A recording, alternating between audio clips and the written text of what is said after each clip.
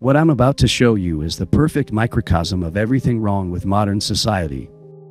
Carnival Cruise Lines just had to implement new rules banning personal fans in nightclubs, confiscating boomboxes, and increasing security because their customers have devolved into such absolute animals that they can't be trusted to act like civilized human beings on a floating hotel. We're talking about grown adults getting physically dragged off boats by security, massive brawls breaking out in cruise terminals, and behavior so disgraceful that a company known for being the Walmart of cruise lines had to crack down like they're running a prison instead of a vacation. And the most revealing part? The people complaining about these new rules are acting like basic human decency is some kind of oppression. This isn't just about cruise ship drama. This is about the complete breakdown of social norms, the entitlement culture that's destroying public spaces, and what happens when you combine low prices with zero standards. 19 people got kicked off of a Carnival cruise in the middle of the Bahamas. But before you get mad at Carnival Cruise for doing this to paid guests, let's talk about what it takes for them to kick you off, and then what happens if you do get kicked off. The Code of Conduct for Carnival Cruise highlights the importance of guests demonstrating care and respect towards others and emphasizes that disruptive behavior, such as excessive noise or illegal activities, will not be tolerated. They do charge a $500 penalty to disruptive guests, which would mean that all 19 of them had to pay $500. But Carnival emphasizes that they hope to rarely need to enforce this.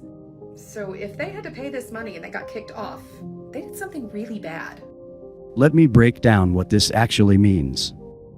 Carnival Cruise Lines, a company that markets itself as the affordable, fun option for families, had to implement a $500 penalty for disruptive behavior.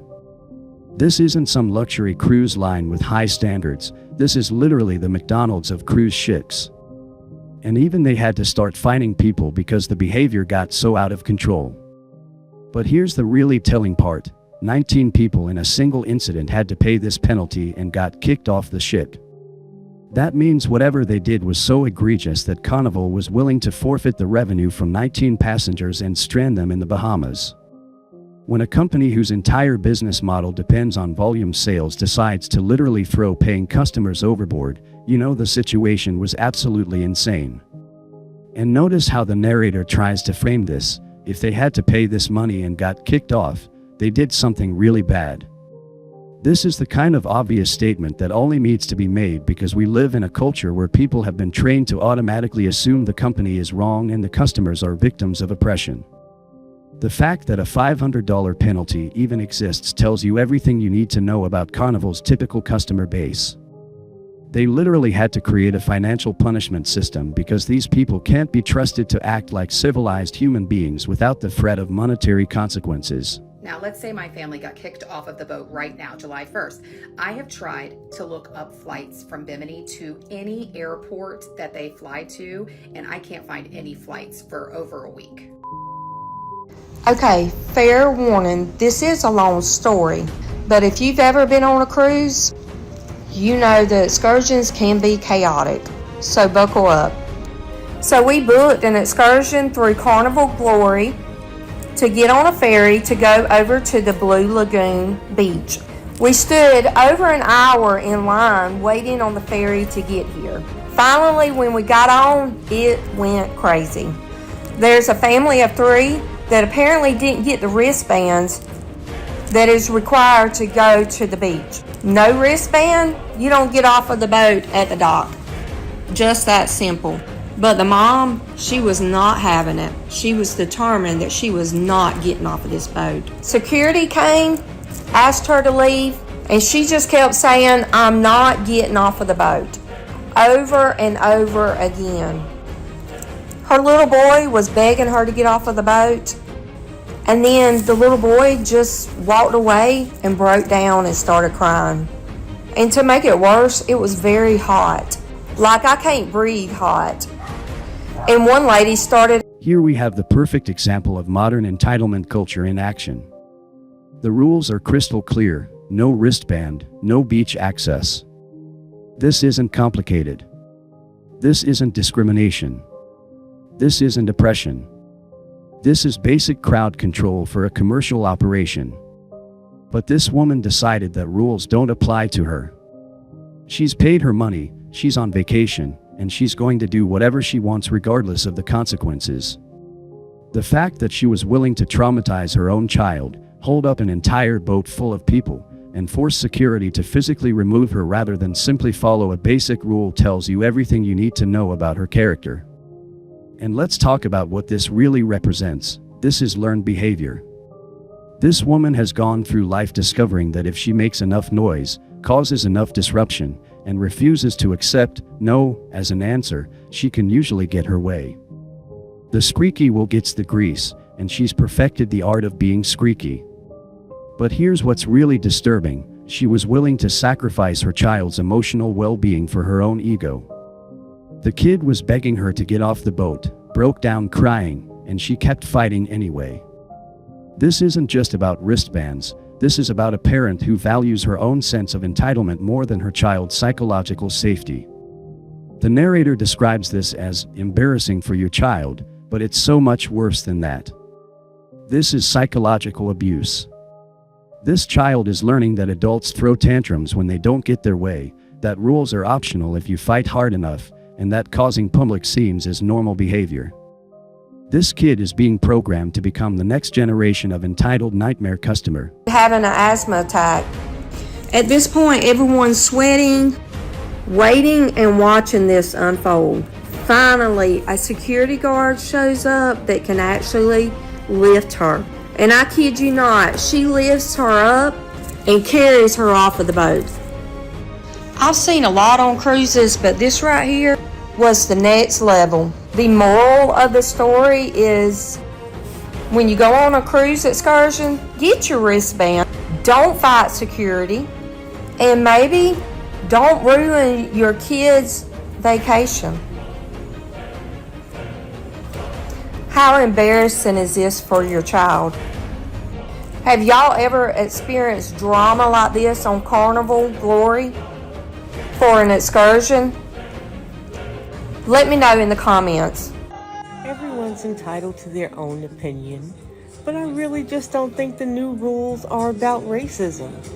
Actually, the new rules, I thought were the rules all along on the many cruises that I've taken.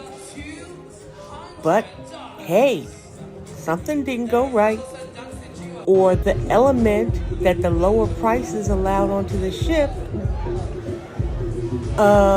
came up with their own set of rules and ways to have fun. Oh well. 24 people are now banned from sailing with Carnival Cruise Line after getting into a fight. The video from Saturday appears to show a group of people, you see them here, shoving each other while disembarking a ship inside of a terminal in Galveston. You can see people being pushed to the ground. In a statement to NBC News, Carnival says this happened in an area under the authority of U.S. Customs and Border Patrol and has been turned over to law enforcement. Carnival done messed up. Carnival Cruise is trying to clean up their image, so they put new rules and regulations on what could happen on the boat. Oh, y'all went and made Carnival mad now. If you've been on one of the recent Carnival cruises, you're familiar with this in the clubs, but you actually end up seeing this all the time.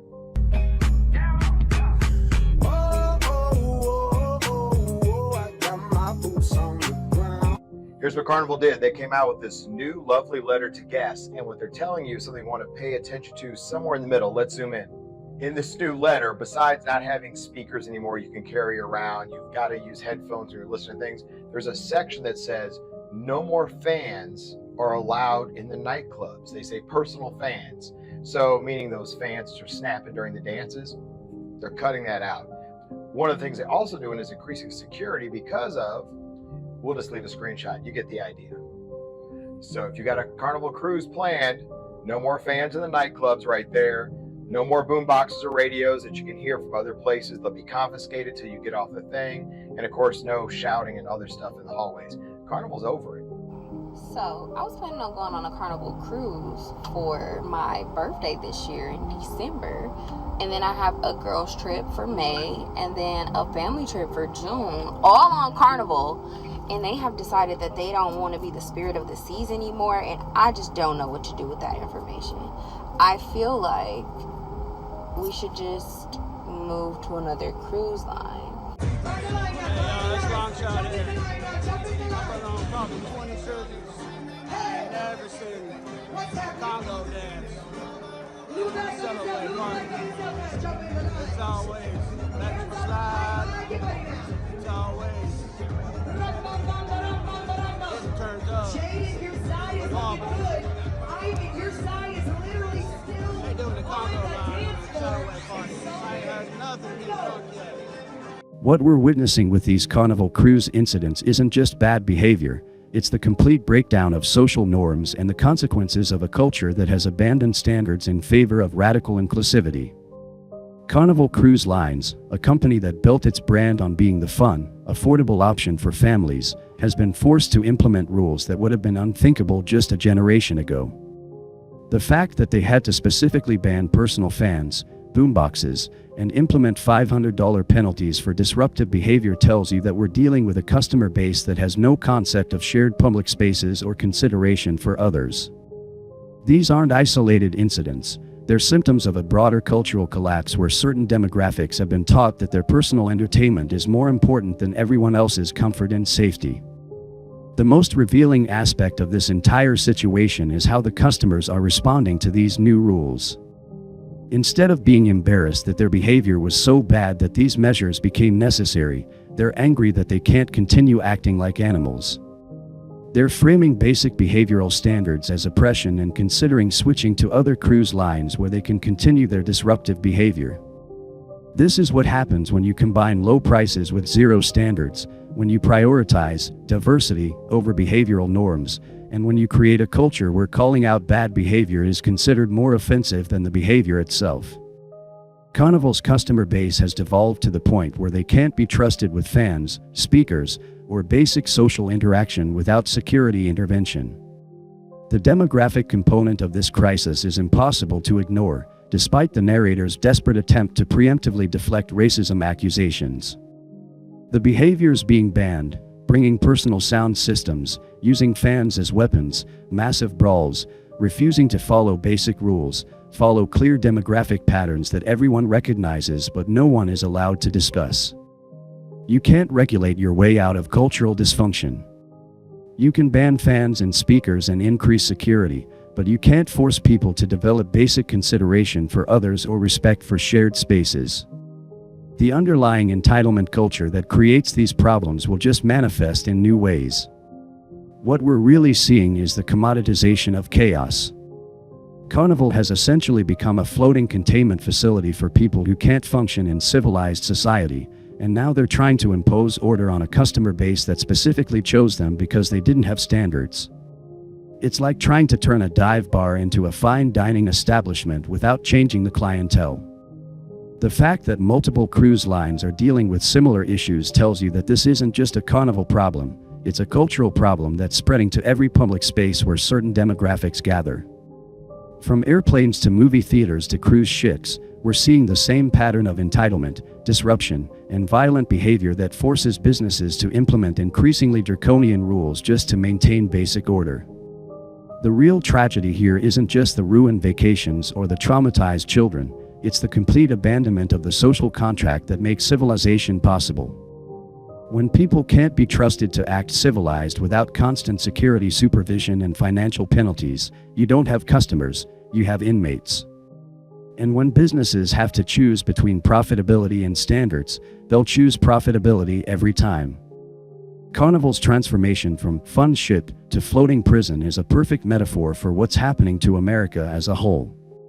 We're implementing increasingly authoritarian measures not because we want control, but because certain populations have proven they can't handle freedom.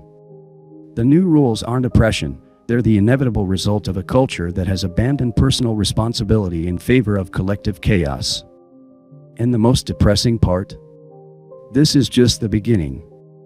As these behavioral standards continue to deteriorate, we'll see more businesses forced to choose between serving these problematic demographics and maintaining civilized environments. The cruise industry is just the canary in the coal mine of a much larger cultural collapse.